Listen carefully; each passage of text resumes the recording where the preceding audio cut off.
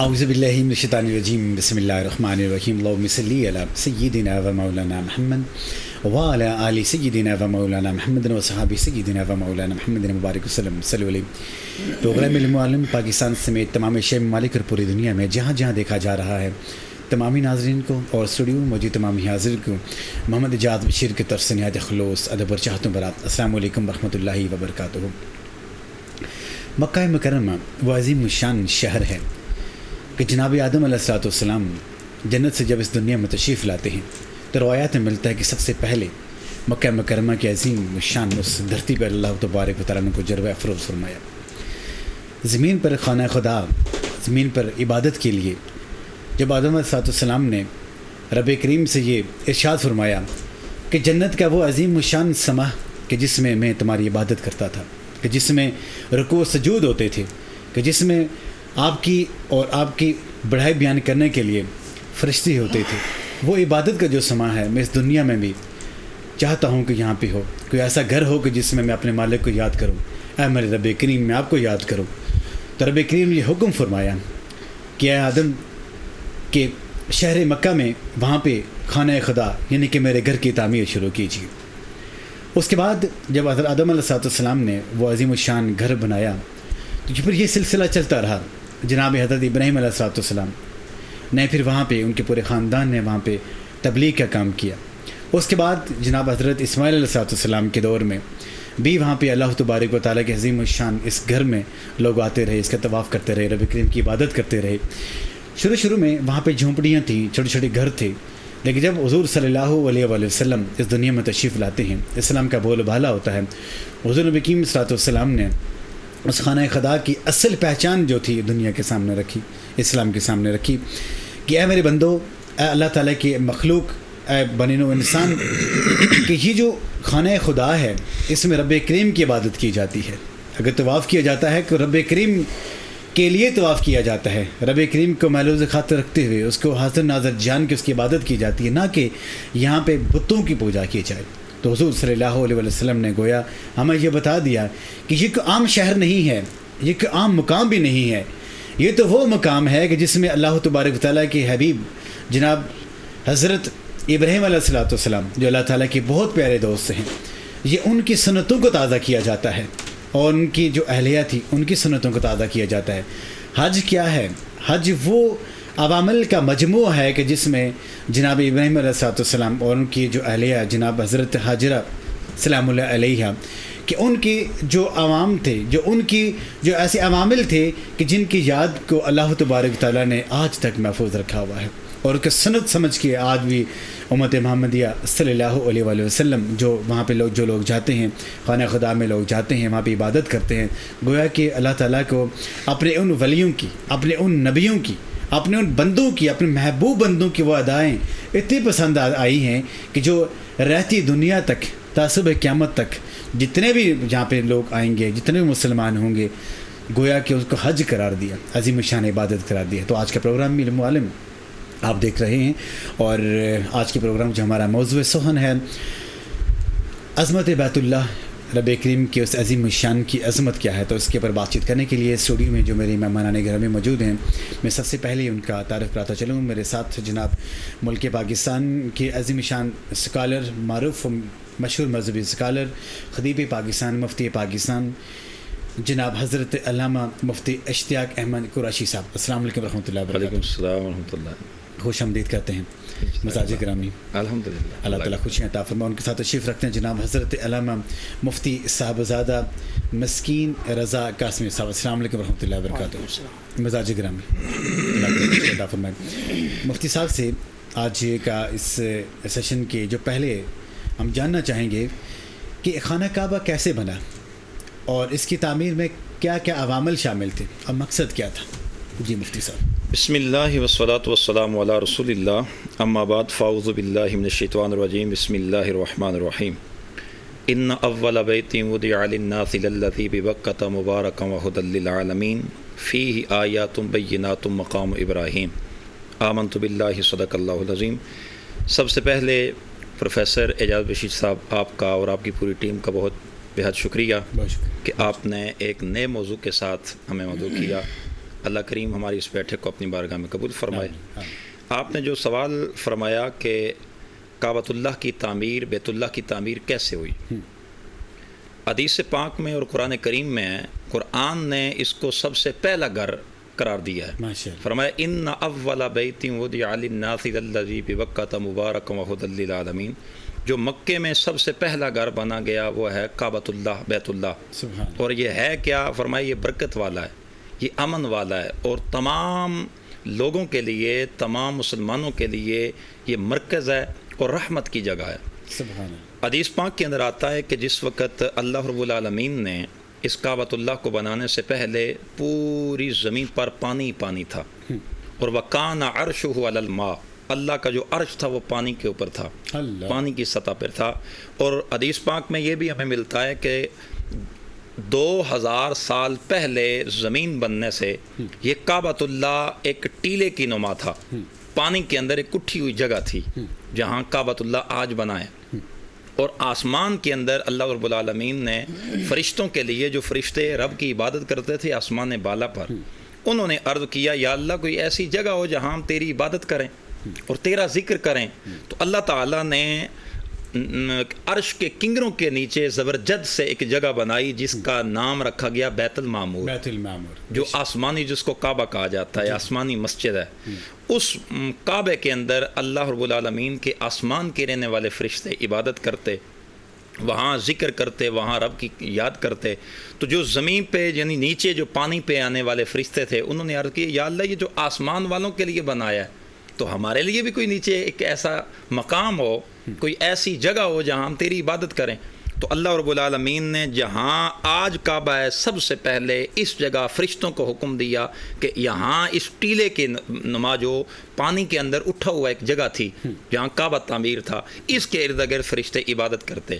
پھر اللہ رب العالمین نے 2000 سال کے بعد حضرت آدم علیہ السلام کو بنایا، زمین کی تخلیق فرمائی، اور تمام زمین کے اوپر اس وقت پانی ہی پانی اس وقت موجود تھا۔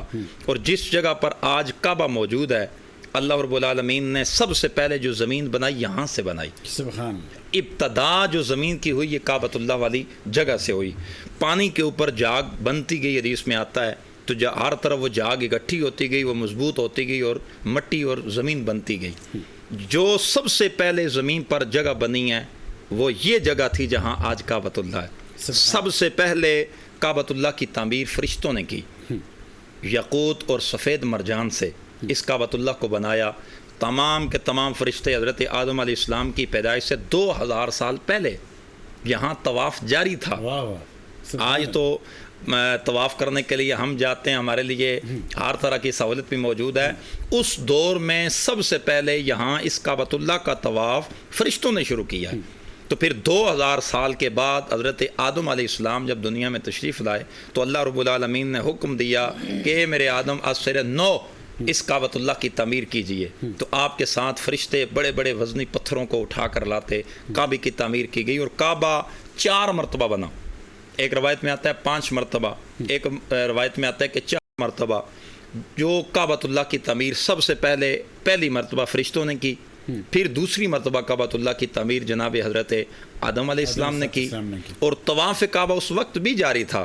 جے کہ یہ جو حج کے تمام ارکان ہیں، جو جس طریقے سے آج ہم حج کرتے ہیں، یہ جناب ابراہیم و اسماعیل علیہ السلام آپ کے بعد یہاں پہ ہوا، لیکن طواف کعبہ اس وقت شروع سے تھا۔ فرشتوں نے اس کو شروع کیا۔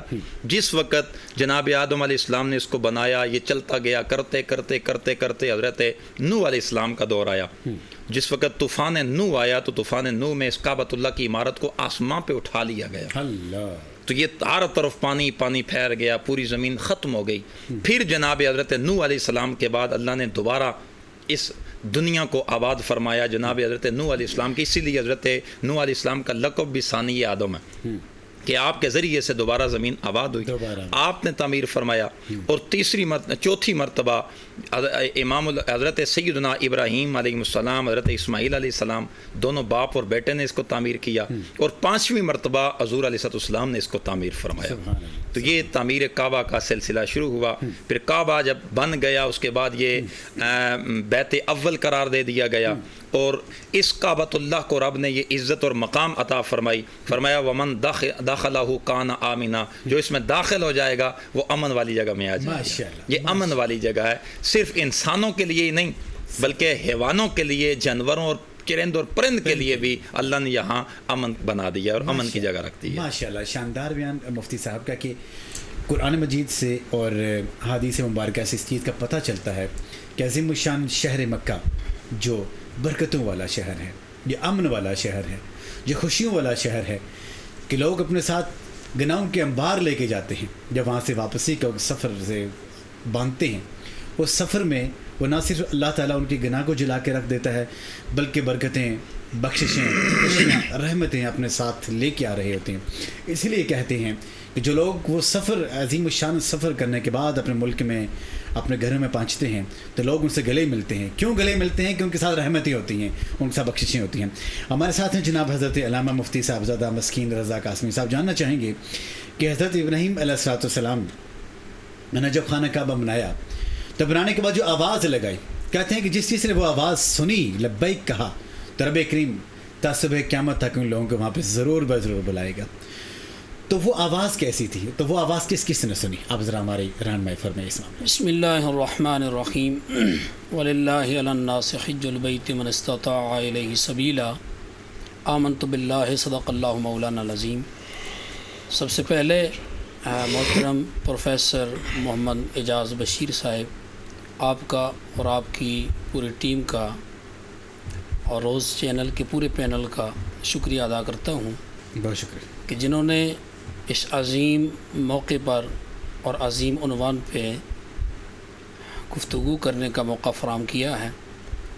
رب العالمین اپنی بارگاہ میں قبول فرمائے۔ جس طرح آپ نے اپنے انٹرو میں بیان فرمایا اور خانہ کعبہ کی فضیلت بیان کی، حج کی فضیلت بیان ہوئی، تو میں اسی بات کو آگے کی طرف لے کر جاؤں گا کہ جب خانہ کعبہ کی تعمیر حضرت ابراہیم خلیل اللہ علیہ السلام کر رہے تھے، اور حضرت ابراہیم خلیل اللہ علیہ السلام اللہ کے پیارے نبی ہیں، اور فقط نبی ہی نہیں، رب العالمین نے حضرت ابراہیم کو اپنا خلیل بھی کہا ہے، یعنی اللہ کے دوست بھی ہیں۔ اس وقت جب خانہ کعبہ کی تعمیر کر رہے تھے تو تعمیرات میں جو پتھر اٹھا کر نیچے سے دے رہے تھے وہ بھی اللہ کے نبی تھے، جو پتھر لگا رہے تھے وہ بھی اللہ کے نبی تھے، یعنی باپ بھی اللہ کا نبی ہے اور بیٹا بھی نبی ہے۔ سبحان اللہ۔ ایک نبی پتھر اٹھا کے دے رہا ہے، دوسرا نبی پتھر لگا رہا ہے۔ اور اس میں ایسا ہوا کہ جب آپ بلندی کی طرف جا رہے تھے، تعمیر کام شروع تھا، تو پھر نیچے سے اوپر کی طرف ہونا پڑتا تھا۔ بیٹا جو آپ کا ہے وہ چھوٹا ہے اللہ کا نبی، پتھر اٹھا کے وہاں پہنچا نہیں سکتا، تو رب العالمین نے فرمایا اے ابراہیم، جس پتھر پہ کھڑے ہو کر آپ تعمیر کر رہے ہیں کعبے کی، ہم اسی پتھر کو حکم دیتے ہیں جدھر جدھر آپ جائیں گے پتھر اس طرف چلتا جائے گا۔ واہ واہ۔ آپ نے جب کعبہ کی تعمیر کو مکمل کیا تو مکمل کرنے کے بعد رب العالمین کی بارگاہ میں دعا کی کہ مالک کائنات یہ گھر بنا لیا ہے۔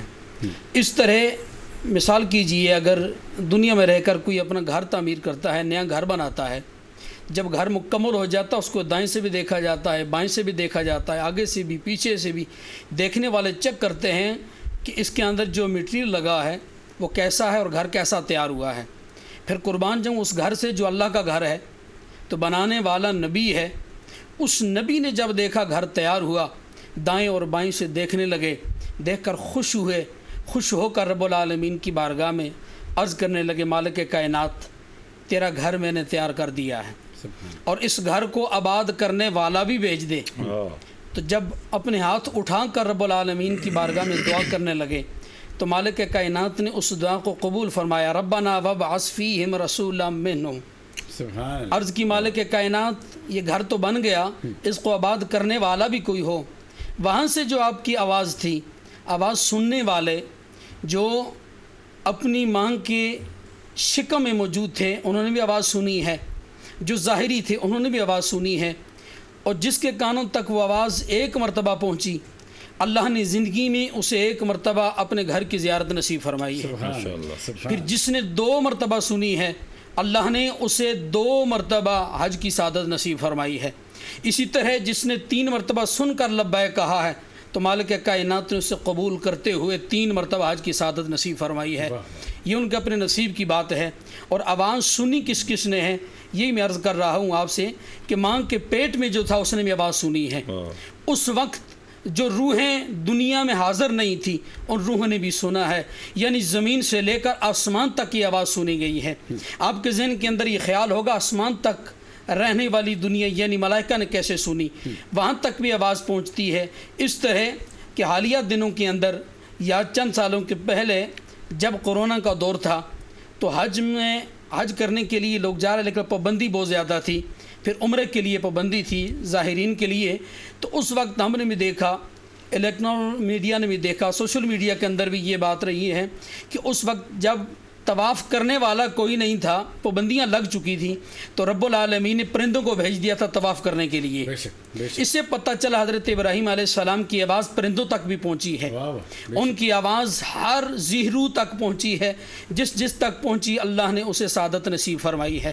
پھر ایسے ہوتا کہ ہمارے دوست جو لوگ ابھی حج کے لیے جا رہے ہیں، کوئی پہنچ گئے ہیں، ان کے لیے بھی یہ پیغام ہے کہ سب سے بڑی سعادت کی بات یہ ہے کہ اللہ نے اپنے گھر میں آپ کو بلایا ہے اور بلا کر اپنے گھر کی زیارت نصیب فرمائی۔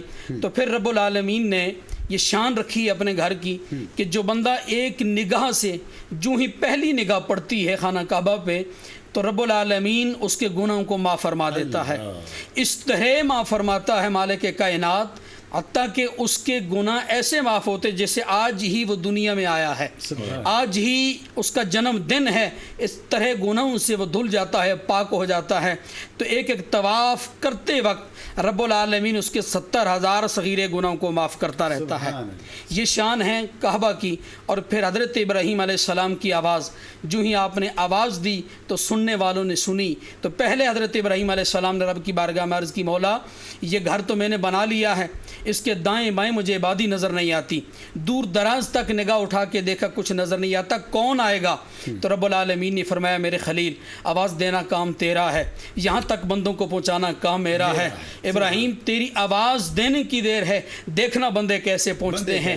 تو دیکھیے گا وقت گزرتا گیا، صدیاں گزرتی گئی، آج تک بھی لوگ جوک در جوک جاتے ہیں، جو نہیں جا سکتے وہ تڑپتے ہیں، لیکن اللہ کی بارگاہ میں آرزو یہی پیش کرتے ہیں، رب العالمین تڑپ تو دل کے اندر موجود ہے، مولا اس گھر میں ہماری بھی حاضری ضرور ہو۔ آخری بات کر کے گفتگو کو ختم کر رہا ہوں۔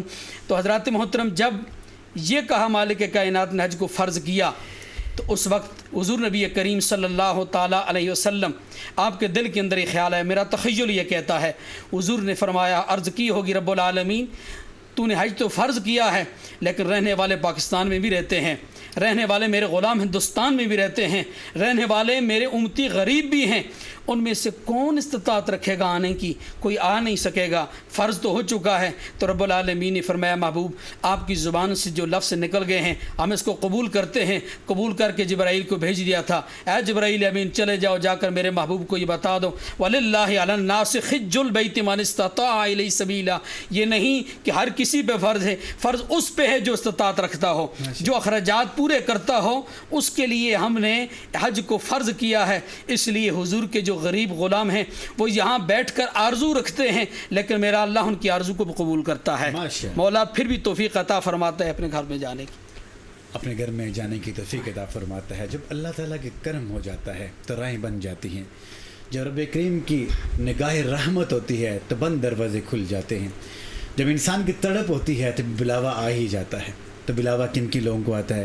ان لوگوں کو آتا ہے کہ جو تڑپ رکھتے ہیں، ان لوگوں کو آتا ہے جو مچلتے ہیں، جو سمجھتے ہیں کہ اس عظیم الشان شہر کا دیدار کیا جائے، اس عظیم الشان گھر کا دیدار کیا جائے کہ جس میں کم و بیش اگر ہم یہ دیکھتے ہیں کہ اس جتنے بھی 1,24,000 کم و بیش جو انبیاء علیہ السلام اس دنیا میں تشریف لائے ہیں، ان سب کی قبور اسی حتیم میں، اسی ایریا میں موجود ہیں جہاں تک اللہ تبارک تعالیٰ نے اس کو اتنی فضیلتیں بخشی ہیں۔ جاننا چاہیں گے مفتی صاحب سے، حضرت علامہ جناب اشتیاق احمد قریشی صاحب سے، قریشی صاحب خانہ کعبہ کی فضیلت کیا ہے؟ یہ اس کے اوپر آپ ہمارے لیے ہمارے تمام سننے کی رہنمائی فرمائیے۔ حضور اپنا اعجاز بھائی، خانہ کعبہ کی فضیلت اور اس کا مقام، اس کی عظمت، اس سے کوئی بھی مسلمان ناواقف نہیں ہے۔ خانہ کعبہ کی سب سے بڑی فضیلت یہ ہے کہ یہ اللہ کا گھر اور توجہ کا مرکز ہے. بے شک بے شک. اور دوسری فضیلت خانہ کعبہ کی یہ ہے کہ یہ گھر قیامت تک کے لیے غیر آباد نہیں ہوگا, یہ آباد رہے گا. صحیح. جس طرح میرے برادر نے سردار صاحب نے فرمایا کہ جس وقت انسان طواف نہیں کرتے تو اللہ جانوروں اور پرندوں کو بھیج دیتا ہے, بے شک. اور پرندے اللہ کے گھر کا طواف کرتے ہیں. تو یہ سب سے بڑی فضیلت ہے اللہ کے گھر کی, خانہ کعبہ کی. تیسری فضیلت کعبے کی یہ ہے کہ اللہ نے اس کو امن کا گھر بنایا ہے, اور حتیم کعبہ میں اگر آپ داخل ہو جائیں تو وہاں شکار کرنا حرام ہے, چاہے آپ عمرے کے غرض سے گئے ہیں یا حج کے لیے گئے ہیں, وہاں آپ شکار نہیں کر سکتے. کیوں؟ فرمایا وَمَن دَخَلَهُ كَانَ آمِنًا, یہ امن والی جگہ میں آ گیا, یہ برکت والی جگہ میں آ گیا ہے. ایک چیز بڑی خاص میں عرض کرنا چاہوں گا کہ جس وقت حاجی حج کرنے کے دوران کعبے کا طواف کر رہے ہوتے ہیں تو وہ طواف کعبہ کرتے کرتے ساتھ ہی کعبے کے ساتھ ایک پرنالہ ہے جس کو میزاب رحمت کہتے ہیں, میزاب رحمت, بے شک. وہاں اس کے نیچے آ کر کئی حاجی کھڑے ہو جاتے ہیں اور اپنے سر کو آسمان کی جانب بلند کر کے ہاتھ بھی اٹھا لیتے ہیں.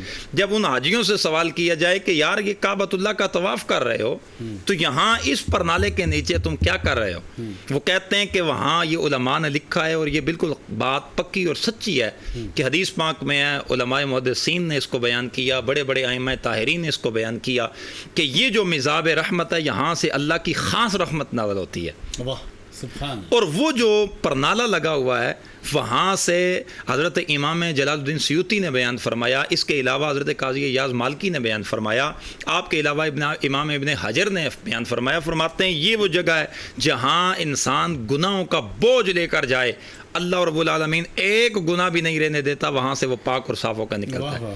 یہ کعبے کی برکت ہے کہ کعبۃ اللہ کے اوپر سامنے جوں ہی من نظر الی الکعبۃ ایمانا و تصدیقا خرجا کیوم خرجا امہ ولدت امہ. حدیث پاک میں ہے کہ فرمایا جب پہلی نظر کعبے پہ ڈالو, یہ کتنی بڑی فضیلت ہے, پہلی نظر کعبے پہ ڈالو گے, من نظر الی الکعبۃ ایمانا و تصدیقا, تم ایمان اور تصدیق قلبی کے ساتھ پہلی نظر تمہاری کعبۃ اللہ کے اوپر پڑے گی, شان کیا ملے گا؟ فرمایا تمہاری زندگی کے تمام گناہ ختم ہو جائیں گے, اور ایسے ختم ہوں گے, یہ بھی نہیں کہ 10 سال کے ختم ہوں گے تو 20 سال کے نہیں, 20 سال کے ختم ہوں گے تو 40 سال کے نہیں ہوں گے, نہیں, فرمایا ایسے ختم ہو جائیں گے جس طریقے سے تم ماں کے پیٹ سے ابھی ابھی دنیا میں آئے ہو. یہ سب سے بڑی فضیلت ہے کعبۃ اللہ کی. کعبۃ اللہ کو دیکھنے سے, کعبے کو دیکھنے سے انسان کے گناہ معاف ہو جاتے ہیں. اور یہ کعبۃ اللہ کی تیسری فضیلت حضرت امام جلال الدین سیوطی نے لکھا کہ اس کی فضیلت کعبۃ اللہ کے عمارت کی تو ہے ہی ہے.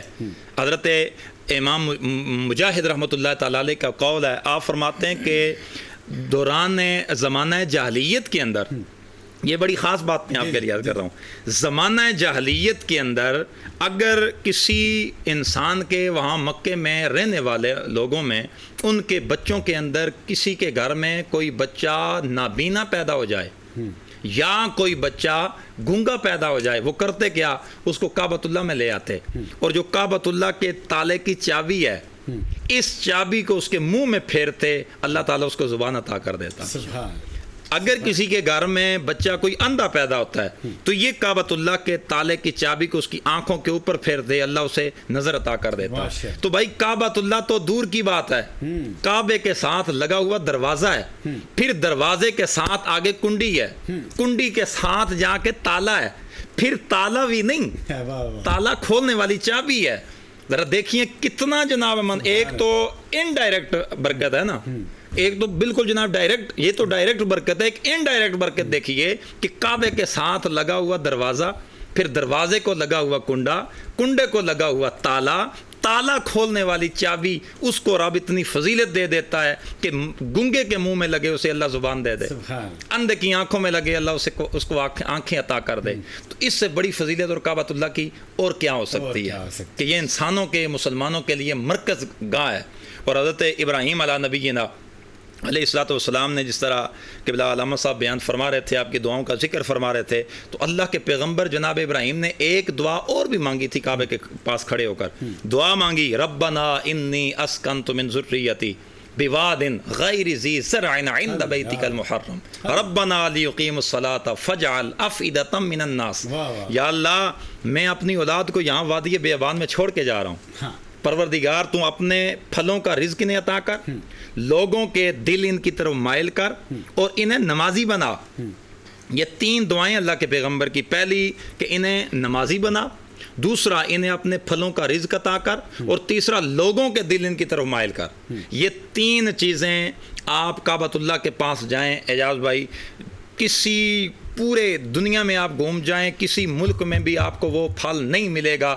آپ کعبۃ اللہ میں جائیں گے تو آپ کو وہاں ملے گا. ماشاءاللہ. موسم نہیں ہے، بن موسم کے پھل وہاں مل رہے دعا جو ہے ہیں. یہ اللہ کے پیغمبر کی پہلی دعا ہے. اور دوسری دعا ہے رب کے پیغمبر کی کہ یا اللہ لوگوں کے دل ان کی طرف مائل کر.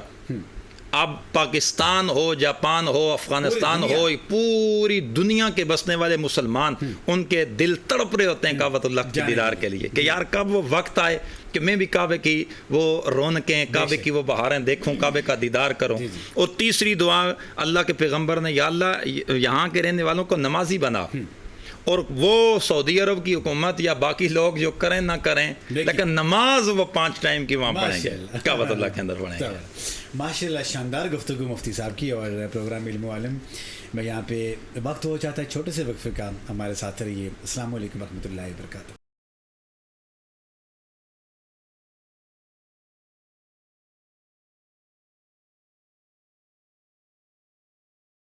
السلام علیکم ورحمۃ اللہ وبرکاتہ.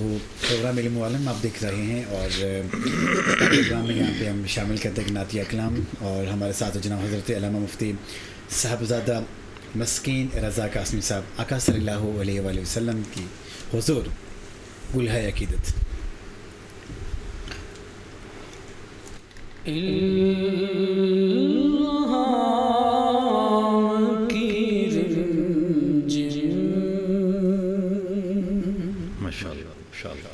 کہیں بخشش کی گھٹا ہے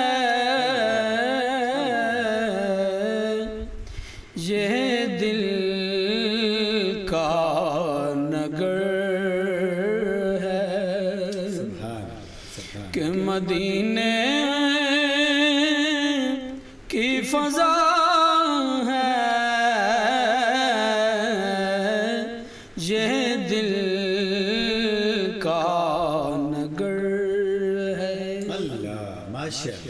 الہام کی رمجم کہیں بخشش کی گھٹا ہے یہ دل کا نگر ہے کہ مدینے کی فضا ہے یہ دل کا نگر ہے. آیات کے جرمٹ میں تیرے نام کی مسئلہ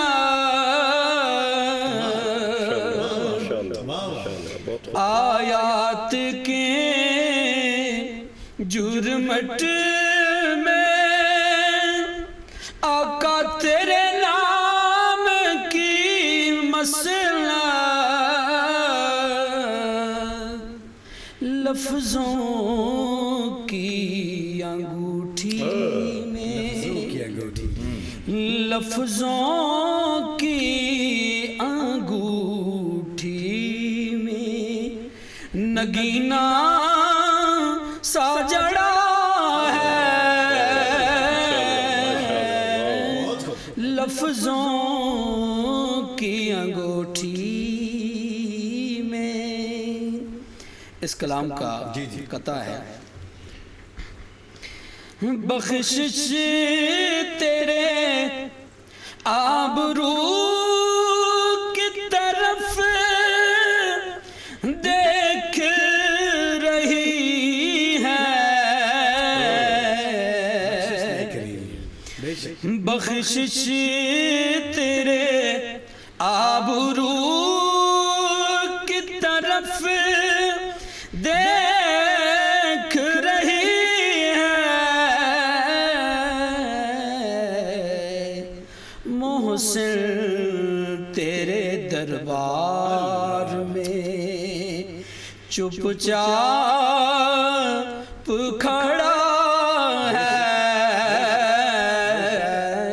محسن تیرے دربار میں چپ چاپ کھڑا ہے، یہ دل کا نگر ہے۔ ماشاء اللہ، سبحان اللہ، جزاکم اللہ، الحمدللہ، شاندار آپ کی حاضری، کیونکہ آج خانہ خدا، خانہ کعبہ کے بارے میں ہم بات چیت کر رہے ہیں پروگرام علم و علم میں، کہ جب جناب ابراہیم علیہ السلام حضرت حاجرہ سلام اللہ علیہا کے وہاں پہ چھوڑ کے جاتے ہیں، اپنے بیٹے کو بھی چھوڑ کے جاتے ہیں، تھوڑا سا پانی رکھ کے جاتے ہیں، جب پانی ختم ہو جاتا ہے پھر بیٹے کو پیاس لگتی ہے، ماں ادھر جاتی ہے، ادھر آتی ہے، پھر دیکھتے ہیں کہ میرے بچے کو کوئی جنگلی درندہ یا کوئی جانور کو نقصان تو نہیں پہنچائے گا۔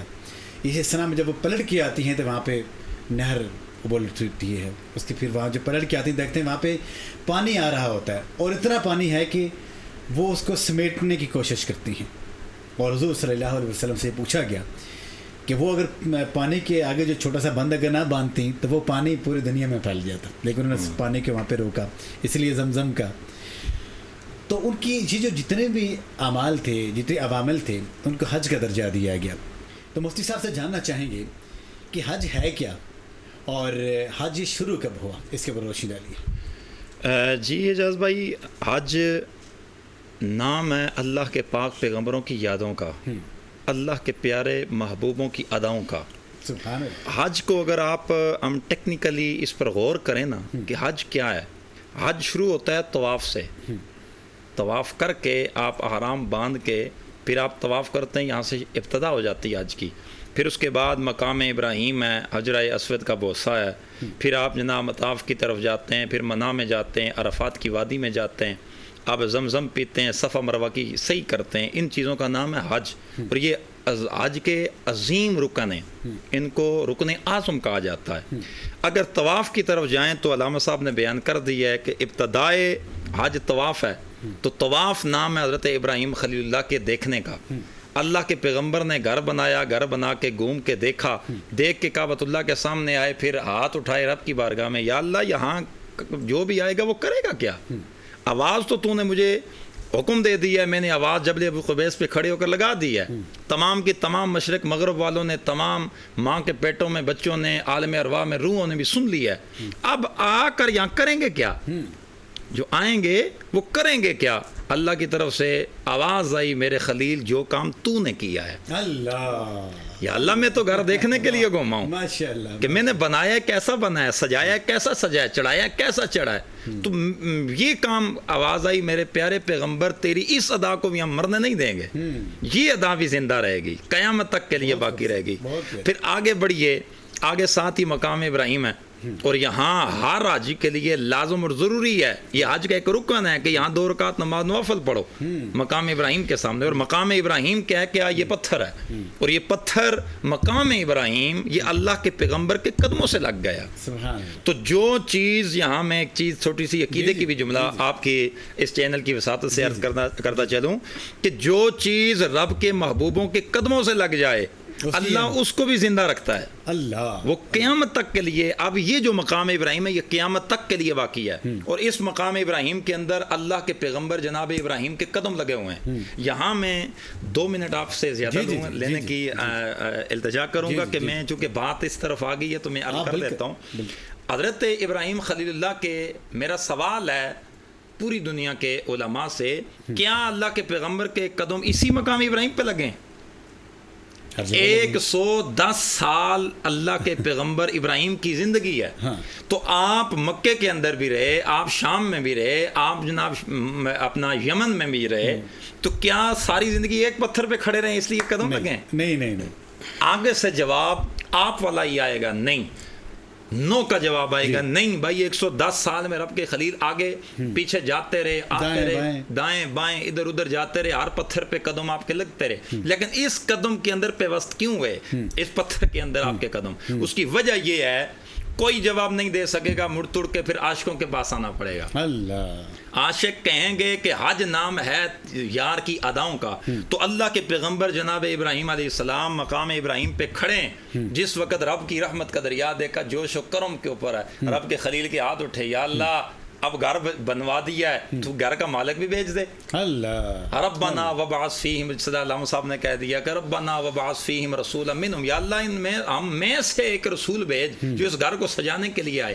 تو پتھر تھا ابراہیم کے قدموں کے نیچے، تو گویا میرا یہ عشق کہتا ہے، میرا یہ وجدان کہتا ہے، اس پتھر نے کہا ہوگا یا اللہ تیرا خلیل میرے اوپر کھڑا ہے اور اوپر دعا مانگ رہا ہے تیرے محبوب آخری نبی تیرے یار کے میلاد کی صلی اللہ علیہ وسلم، تو مجھے اجازت دے دے میں میلاد مصطفیٰ کا حصہ نہ لے لوں، قدم نہ چوم لوں ابراہیم کے. اللہ نے اجازت دی، وہ قیامت تک کے لیے مقام ابراہیم پہ قدم لگ گئے. کس کے؟ اللہ کے خلیل کے. اب اس پتھر کے اوپر اللہ کا خلیل کھڑا ہو کر دعائیں مانگتا رہا، قدم پہ وسط ہو گئے، کعبہ بناتا رہا. پھر رب کے پیارے خلیل کے لیے حکم ہوا، فرمایا اب یہ پتھر ضائع نہیں ہوگا، اس کو ہم رائیگان نہیں کریں گے، اس کو جانے نہیں دیں گے، قیامت تک یہ کعبۃ اللہ کے پاس رہے گا. کیوں؟ کہ جو بھی میلاد منانے والا آئے گا اسے دیکھ کے خوشی ہوگی کہ یہ پتھر میلادی ہے، یہ نبی کی آمد پہ جمعہ تھا، نبی کی آمد پہ یہ خوش ہو گئے، اس نے قدم نبی کے چومے تھے. اب قیامت تک کے لیے اس کے سامنے اللہ اکبر کھڑے ہو کر 2 رکعت نماز پڑھو. آگے بڑھیے، آگے حجرہ اسود ہے. جی پھر حجرہ اسود کے حوالے سے اگر آپ آئیے دیکھیں تو حجرہ اسود کیا ہے؟ میرے کریم نبی صلی اللہ تعالی علیہ وسلم کی حدیث مبارکہ ہے، سرکار نے فرمایا الحجر الاسود یمین اللہ فی الارض، حجرہ اسود زمین پر اللہ کا دایاں ہاتھ ہے. سبحان اللہ. یہ میں بہت بڑی بات یاد کر رہا ہوں، اور یہ مجھے پتا ہے کہ میں پوری دنیا پہ لے جا رہا ہوں، دنیا دیکھ رہی ہے. الحجر الاسود یمین اللہ فی الارض. اور یہ میں صرف اپنے حاجی بھائیوں کے لیے تحفہ دے رہا ہوں کہ جس وقت وہ جائیں گے نا حجرہ اسود کے پاس تو انہیں میرا یہ جملہ بڑا پیارا لگے گا، وہاں یاد آئے گا، تو میرے لیے بھی وہ دعا کر دیں گے انشاءاللہ. یہ حجرہ اسود زمین پر اللہ کا دایاں ہاتھ ہے. تو یہ رب کا دایاں ہاتھ کیسے بنا؟ سرکار نے ارشاد فرمایا کہ حضرت آدم علیہ السلام جب جنت سے نیچے اتارے گئے تو اس کو جنت سے ساتھ لے کے آئے تھے. یہ سفید یاقوت تھا، آج یہ کالا ہے. سرکار کی حدیث مبارکہ کا مفہوم ہے، حضور نے ارشاد فرمایا کہ یہ جو پتھر جنت سے آیا تھا اس کو اب یہ کالا ہے. صحابہ نے عرض کیا حضور یہ تو اگر سفید یاقوت تھا تو یہ تو کالا سیاہ کالا پتھر ہے. حضور نے فرمایا کہ یہ لوگوں کے گناہ کھینچ کھینچ کے کالا ہو گیا اللہ. اور یہ جب جنت سے آیا چلتے چلتے چلتے چلتے حضرت ابراہیم کے پاس آیا. اب جب حضور نے نئے سرے سے کعبۃ اللہ کی تعمیر فرمائی تو 4 قبیلے یہاں مکے کے اندر آباد تھے. ان 4 قبیلوں میں یہ تنازع پڑ گیا کہ بھائی اس حجر اسود کو کون اٹھا کے اپنا دیوار کعبہ میں رکھے گا. تو سرکار علیہ السلام نے یہ درمیان میں حضور نے فیصلہ فرمایا ایسا کرتے ہیں جو سب سے پہلے صبح یہاں کعبے میں آئے گا نا وہ اس کو اٹھا کے یہاں دیوار میں رکھے گا. اب جب دوسرا دن ہوا تو سویرے سارے لوگ ہر قبیلے والے کی خواہش یہ تھی کہ یار میں جلدی جاؤں تاکہ میرے ہاتھ سے حجر اسود کعبے کے دیوار میں آئے. تو جب جوں ہی آگے کعبے میں پہنچے تو آپ کے اور میرے نبی وہاں پہلے موجود تھے. حضور کو سارے اتفاق کر بیٹھے کہنے لگے ہیں محمد آپ ہمارا اس پہ اتفاق ہے کہ آپ اس کو کعبہ کی دیوار کے ساتھ رکھیں. تو حضور نے وہاں ایک ہیلا کیا، فرمایا ایک چادر لاؤ، اس کے چاروں کونوں چاروں قبیلے کے ایک جو سردار ہے وہ پکڑ لے ایک کونے کو. تو سرکار نے اٹھا کے اس میں رکھا اور لے کر جا کر اس کو کعبے کے دیوار کے ساتھ نصب کر دیا. حضور نے جب نصب کیا ساتھ ہی حضور نے اس کو چوما لب لگا کے. تو سرکار کا چومنا تھا اب قیامت تک کے لیے یہ سنت بن گئی، یہ ادا بن گئی، جو حاجی آئے گا یہاں اس کو چومے گا. اور 3 طرح اس کو چومنے کے 3 طریقے ہیں. پہلا طریقہ ہے کہ براہ راست آپ لب لگا کے چومیں. دوسرا طریقہ ہے ہاتھ لگا کے اس ہاتھوں کو آپ چوم لیں.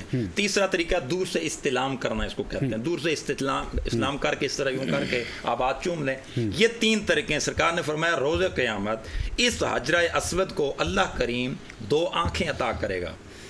اللہ اس حجرہ اسود کو اللہ کریم قیامت والے دن ایک زبان عطا کرے گا. اور یہ حجرہ اسود کرے گا کیا؟ فرمایا روز قیامت جس نے لب لگا کے چوما اسے بھی، جس نے ہاتھ لگا کے چوما، جس نے دور سے استلام کیا، حجر اسود ان 3 طرح کے لوگوں کی بخشش کروا کے جنت میں لے کر جائے گا۔ سبحان اللہ۔ ایک زبان ہے، 2 آنکھیں، اور زبان سے بولے گا یا اللہ اس بندے نے اس بندے نے اس بندے نے اس بندے نے۔ حجر اسود کو یہ پتہ ہے، یہاں تھوڑا سا میں عرض کرنا چاہوں گا، حجر اسود کو پتہ ہے کہ اعجاز بشیر صاحب نے آ کے مجھے لب لگا کے چوما ہے، اسے پتہ ہے کہ مفتی اشتیاق قریشی نے مجھے ہاتھ لگا کے چوما ہے۔ حجر اسود کو یہ پتہ ہے کہ صاحبزادہ مسکین رضا قاسمی صاحب نے دور سے استلام کر کے مجھے چوما ہے۔ تو بھائی حجر اسود ایک پتھر ہے، اگر پتھر جان سکتا ہے تو کیا جس نبی پر ہم درود پڑھتے ہیں وہ نبی نہیں جان سکتا؟ یہ امت پہ درود پڑھتے رہیں۔ بہت خوبصورت بات۔ تو یہ حجر اسود کی تعریف ہے، اس پہ اور بھی بہت ساری چیزیں عرض کی جا سکتی ہیں، لیکن جلدی سے میں آگے بڑھتا ہوں، پھر آپ آگے جائیے تھوڑا سا آگے جناب ہم جس وقت صفا مروہ کی طرف جائیں گے تو صفا مروہ کی ہیں 2 پہاڑیاں، ان کے اوپر صحیح کرنا ہر مسلمان کے لیے جو حاجی ہے وہاں اس کے لیے لازم ہے اور حج کا رکن ہے۔ عمرہ کرو تو صحیح کرو جا کر۔ یہ صفا مروہ کی پہاڑیاں عظمت والی، قرآن نے کہا ان الصفا والمروہ من شعائر اللہ، صفا اور مروہ میری نشانیوں میں سے ایک نشانیاں ہیں۔ تو یہ نشانی کیسے بنا؟ اللہ کے پیغمبر کی بیوی، رب کے پیغمبر دوسرے پیغمبر کی ماں حضرت سیدہ ہاجرہ خود نبی نہیں ہیں، ولیاں ہیں، ایک ولی کے قدم لگے رب نے اس کو اپنی نشانی قرار دے دیا۔ تو اگر ولی کے قدم لگ جائیں وہ اللہ کی نشانی ہے، جہاں ولی خود آرام فرما رہا ہے وہ اللہ کی بڑی کتنی بڑی برکت والی جگہ اور نشانی ہوگا۔ تو صفا مروہ نشانی قیامت تک کے لیے بن گیا۔ پھر آپ آگے جائیے عرفات کی وادی میں، تو عرفات کی وادی میں حضرت سیدنا ابراہیم اور اسماعیل علیہ السلام نے قیام کیا، میرے اور آپ کے لجپال نبی نے وہاں قیام کیا، ہمارے لیے حکم یہ بن گیا کہ یہاں قیام کرو۔ اور مزدلفہ والی رات آخری بات کر کے میں بات کو وائنڈ اپ کرتا ہوں۔ مزدلفہ والی رات بڑی عظیم چیز میں آپ کو بات بتانے لگا ہوں، بڑی دلچسپ بات ہے کہ حج نام ہے اللہ کے محبوبوں کی اداؤں کا، بے شک یہ عبادت نام ہے رب کے یاروں کی اداؤں کا، اور ان کی جو ادائیں تھی ان کو رب نے اٹھا کے امت مصطفیٰ اور دیگر مسلمانوں کے لیے یہ لازم ضروری قرار دے دیا۔ مزدلفہ والی رات حکم یہ ہے کہ آپ نماز مغرب تک وہاں انتظار کریں، یہ حدیث پاک میں ہے، نماز مغرب تک انتظار وہاں آپ نے قیام کرنا ہے، اور جو ہی ادھر نماز مغرب کا ٹائم ہوا، سورج غروب ہوا، آپ کو حکم ہے کہ فوراً یہاں سے نکلو، عرفات کی وادی سے نکلو اور مزدلفہ کی طرف جاؤ۔ اب مزدلفہ میں پہنچ کے حکم کیا ہے کہ تم نے یہاں آ کر اگر کوئی رات کو 12 بجے پہنچ رہا ہے، 1 بجے پہنچ رہا ہے، 3 بجے پہنچ رہا ہے، یہاں آ کر سب سے پہلے شریعت کا حکم یہ ہے کہ آپ نے نماز مغرب پڑھنی ہے۔ اللہ، یہ حاجیوں کے لیے تحفہ دے رہا ہوں جو آن لائن سن رہے ہیں اور غور سے مفتی صاحب کی باتیں، یہ انہیں بڑی بات یاد رہے گی میری کہ جب مزدلفہ والی رات آپ مزدلفہ میں پہنچ کے رات کو 1 بجے پہنچ رہے ہیں، کوئی 12 بجے کوئی حاجی پہنچ رہا ہے، کوئی رات کو 2 بجے پہنچ رہے ہیں، کوئی 3 بجے پہنچ رہے ہیں، حکم ہے کہ پہلے نماز مغرب پڑھو پھر نماز عشاء پڑھو۔ اب سوال یہاں پیدا ہوتا ہے کہ نماز مغرب ادا پڑھو گے یا قضا پڑھو گے؟ بہت خوبصورت بات ہے، یہ بڑی مزے کی بات ہے۔ بہت زبردست بات۔ یہاں شریعت کا میں نے کئی حاجیوں سے سوال کیا، میں نے کہا حاجی صاحب آپ یہ بتائیں کہ مزدلفہ والی رات آپ رات کو وہاں کتنے بجے پہنچے؟ ایک حاجی صاحب نے کہا جی میں رات کو 12:30 بجے پہنچا، ایک نے کہا جی میں 1 بجے پہنچا، کسی نے کہا جی میں 2 بجے پہنچا، 2:30 بجے پہنچا۔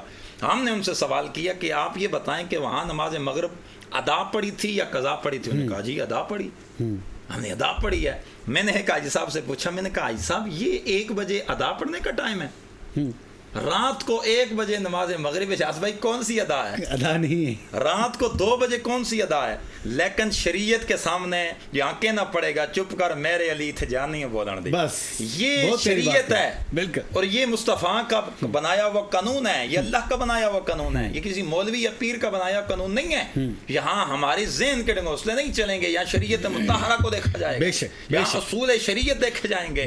یہاں جب رات کو 1 بجے پہنچو نماز مغرب ادا پڑھو گے، قضا نہیں، 2 بجے پہنچو پھر بھی نماز مغرب ادا پڑھو گے، قضا نہیں۔ اب سوال کریں گے، اگر آپ لمبا جائیں گے کسی عالم کے پاس جا کر آپ بیٹھیں گے، اس سے پوچھیں گے حضرت یہ بتائیں رات کو 1 بجے کون سی ادا ہے؟ وہ کہے گا یہاں چپ کر، نبی نے ادا پڑھی ہے، تم بھی ادا پڑھ۔ واہ واہ واہ، نبی نے قضا نہیں کی، تو نے قضا نہیں کرنی، ادا پڑھنی ہے یہاں مزدلفہ والی رات۔ اب دوسری بات، پھر کسی حاجی سے سوال کریں کہ آپ نے یہاں مزدلفہ والی رات یہاں پہنچ کے آپ نے کتنے نوافل پڑھے؟ وہ آگے سے کہتا ہے 9، 1 بھی نہیں، کوئی نہیں پڑھا بھائی، بھائی بندہ خدا تم عبادت کے لیے گئے ہو، وہاں تمہیں پتہ نہیں ہے ایک رکعت کے بدلے میں ہزاروں نیکیاں ملتی ہیں، بے شک 1000 رکعت کا ثواب ملتا ہے. تو تمہیں چاہیے تھا کہ ساری رات وہاں تم نوافل پڑھتے، لیکن یہاں وہ کہتے ہیں جی نہیں ہم نے تو کچھ بھی نہیں پڑھا، وہاں نوافل تو نہیں پڑھے. تو اب یہاں مڑ کے آپ شریعت مطہرہ کی طرف آئیں گے تو آپ کو شریعت سامنے کھڑی نظر آئے گی، وہ بتائے گی مزدلفہ والی رات تو نے نماز وہاں مغرب کی ادا پڑھ کے عشاء پڑھ کے پھر نوافل نہیں پڑھنے، کرنا کیا ہے ساری رات تو نے رو رو کے دعائیں مانگی. اللہ ماشاء اللہ. اب نوافل کیوں نہیں پڑھنے؟ ماشاء اللہ. کہا جائے گا شریعت آپ کو بتائے گی، مجھے اور آپ کو شریعت آگے سے آواز لگا کے بتائے گی کہ آپ نے اس لیے یہاں نوافل ایک بھی نہیں پڑھنا کہ مصطفیٰ نے یہاں مزدلفہ والی رات نوافل نہیں پڑھے تھے. آپ نے نوافل نہیں پڑھنے، ساری رات اللہ کے حبیب صلی اللہ علیہ وسلم آپ نے ساری رات یہاں دعائیں مانگی ہیں، ہمارے لیے لازم بن گیا یہاں دعائیں مانگو. یہاں تم نے کوئی نوافل نہیں پڑھنا. کیوں؟ یہ شریعت مطہرہ ہے، شریعت نام ہے اللہ کے محبوب صلی اللہ علیہ وسلم کی اداؤں کا. ماشاء اللہ ماشاء اللہ. بہت ہی خوبصورت اور جامع مفتی صاحب نے ہمارے سامنے حقائق کر کے ہمیں وہ طریقے بتلائے کہ جب آپ حج کے لیے جائیں آپ نے کن کن عبادات کا خیال رکھنا ہے اور کون کون سی عبادات کہاں کہاں جا کے آپ نے کرنی ہیں اور کس انداز سے کرنی ہیں اور کس طریقے سے کرنی ہے. مفتی صاحب اللہ تعالیٰ آپ کو سلامت رکھے. بہت ہی جامع گفتگو کی، کیونکہ کچھ سوالات ہمارے جو جاننے والے ہوتے ہیں ان کی طرف سے آئے ہیں کیونکہ وقت بالکل ختم ہوا چاہتا ہے. زیادہ سوالات آج نہیں لے سکتا، صرف 2 سوالات ہمارے سامنے آئیں گے. میں جناب صاحبزادہ صاحب کی طرف بڑھوں گا. میں جاننا چاہوں گا کہ ایک انسان اگر اس نے حج کی نیت کی کہ میں نے حج ادا کرنا ہے، وہی پیسے اٹھا کے اس نے کسی یتیم کو کسی غریب کو دے دیے، کیا اس کو حج کا ثواب ملے گا؟ بسم اللہ الرحمن الرحیم.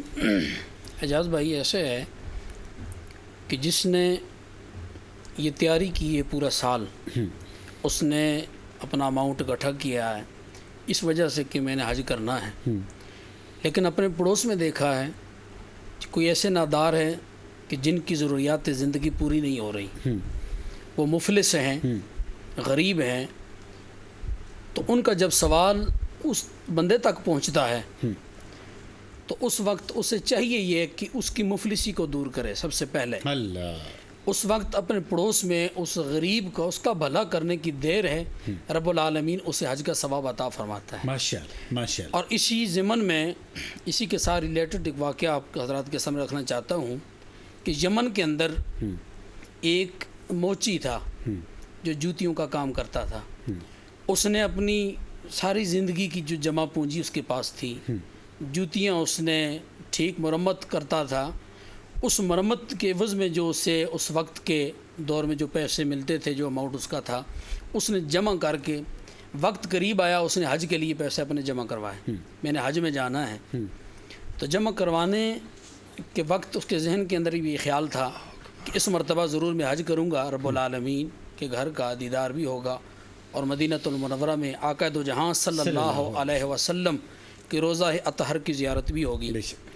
تو جب جو ہی اپنے گھر سے باہر نکلا تو اس نے دیکھا اس کے پڑوس کے اندر ایک غریب گھر تھا، عورت تھی بیوہ، اس کے چھوٹے چھوٹے بچے تھے.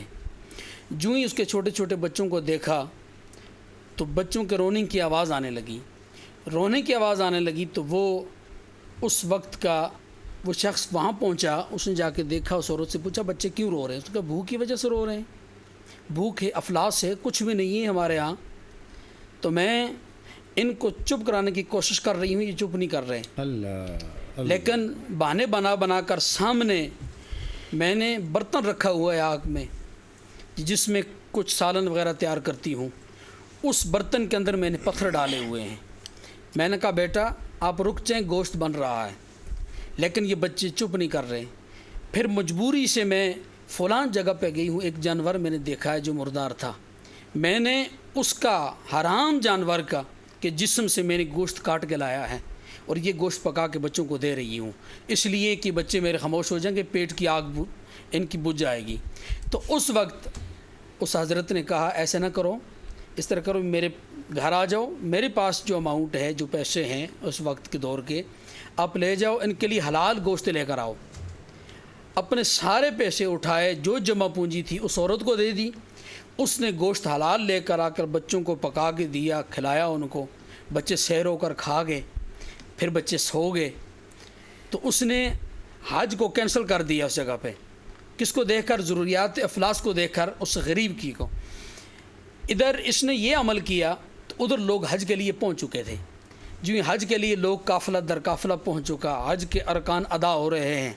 جو ہی ارکان حج ادا ہوئے، حضرت عبداللہ بن ابن مبارک رحمۃ اللہ تعالیٰ علیہ رضی اللہ تعالیٰ عنہ، آپ میرے نبی کریم صلی اللہ علیہ وسلم کی احادیث کا درس مکہ پاک میں دیا کرتے تھے، خانہ کعبہ کے سامنے بیٹھ کر. آپ نے خواب میں دیکھا، آواز آئی کہ اس مرتبہ 5 لاکھ افراد نے حج کیا ہے اور سب کے حج قبول ہو چکے ہیں. یہ حج سب کا قبول ہو چکا ہے. تو پھر آپ ہی نے خواب دیکھا کہ دوسری طرف فرشتہ آیا. اس نے پوچھا، وہ انسانی شکل میں تھا، اس نے کہا آواز دینے والے حج قبول ہوا، تجھے پتہ ہے حج قبول کیسے ہوا ہے؟ اس نے کہا میں بتاتا ہوں کیسے قبول ہوا. فلاں یمن کے اندر ایک موچی ہے، اس موچی کی وجہ سے اللہ نے 5 لاکھ لوگوں کا حج قبول کر دیا ہے. اس نے کہا وہ کیوں؟ انہوں نے کہا اس کا عمل یہ ہے، اس نے اپنے عمل سے یہ ثابت کیا ہے کہ سب سے پہلے اپنا پڑوس، سب سے پہلے اپنے قریب کے لوگ دیکھنے، اللہ کی مخلوق پہ رحم کرنا ہے. اللہ کے مخلوق پہ اس نے رحم کیا تو رب العالمین حج قبول فرما دیا. اسی کی وجہ سے اور اسی کے اس عمل کی وجہ سے عبداللہ بن مبارک کہتے ہیں کہ میں وہاں سے چل پڑا، میں وہاں سے چل پڑا، یمن کی سرزمین پہ حاضر ہوا. پھر موچی سے ملے، پھر موچی سے ملتا قریب گیا، میں نے پوچھا یہ عمل کون سی عمل کی وجہ سے حج قبول ہوئے؟ تیرے عمل کی وجہ سے. اس نے کہا حضرت میرا یہ چھوٹا سا عمل ہے. عبداللہ بن مبارک کہتے ہیں کہ بہت بڑا عمل ہے، چھوٹا عمل یہ نہیں ہے. ایک آدمی جو دوسرے کے کام آتا ہے، رب کریم کی مخلوق کو سرو کرتا ہے، تو رب کریم بھی آسمان پہ بیٹھ کے، اس عرش پہ بیٹھ کے وہ دیکھتا ہے کہ یہ تو میری عبادت کا جو جذبہ اپنے دل میں لیے بیٹھا ہے، لیکن حقیقت میں پریکٹیکلی جب ہم دیکھتے ہیں اس نے میری مخلوق کو سرو کیا ہے، اسی خدمت کی ہے، تو میں نے اس کی حج کو قبول کیا. تو جب بھی ہم ہمارے جو بہن بھائی، جو بھی ہمارے بزرگ اب نوجوان ساتھی حج پہ جا رہے ہیں، ان کو یہ چاہیے کہ وہ اپنے قرب و جوار میں دیکھیں کہ کیا کوئی اس کا جاننے والا، کوئی رشتہ دار، کوئی پڑوسی، کوئی دوست، کوئی احباب وہ کسی مشکل میں تو نہیں ہے. جب ہم ان کی مشکلات حل کریں گے تو حج کا ساتھ ہمیں ملتا ہی ملے گا، لیکن ہمیں دوہرا ثواب اس لیے ملے گا کہ جس طرح انہوں نے اس موچی کا قصہ بیان کیا، تو ہماری سخاوت سے باقی لوگوں کا بھی حج مقبول ہوگا اور اس حج کا ثواب ہمیں بھی ملے گا. پروگرام علم عالم کا وقت ختم ہو چاہتا ہے. میں بہت ہی شکر گزار ہوں جناب ہمارے ساتھ تشریف لائے، قیمتی وقت دیا انہوں نے. جناب حضرت علامہ اشتیاق احمد قریشی صاحب نے، مفتی صاحب آپ کا بہت بہت شکریہ. زبردست قسم کا جو آپ نے گفتگو کی، اور میں یہ بلیو رکھتا ہوں، یقین رکھتا ہوں کہ جو بھی ہمارا سننے والے ہیں، جو ہمارے دیکھنے والے ہیں، ان کا زبردست قسم کا میسیج بھی ملا ہوگا اور ان کے ساتھ تشریف میں رکھتے تھے. اور میں شکر گزار ہوں، ملتمس ہوں جناب حضرت علامہ مفتی صاحبزادہ مسکین رضا قاسمی صاحب کا جہاں تشریف لائے. شاندار آپ نے نعت بھی پڑھی اور آپ کی بہترین حاضری بھی. پروگرام عالم سے محمد اجاد بشیر کو اجازت دیجیے. السلام علیکم ورحمۃ اللہ وبرکاتہ.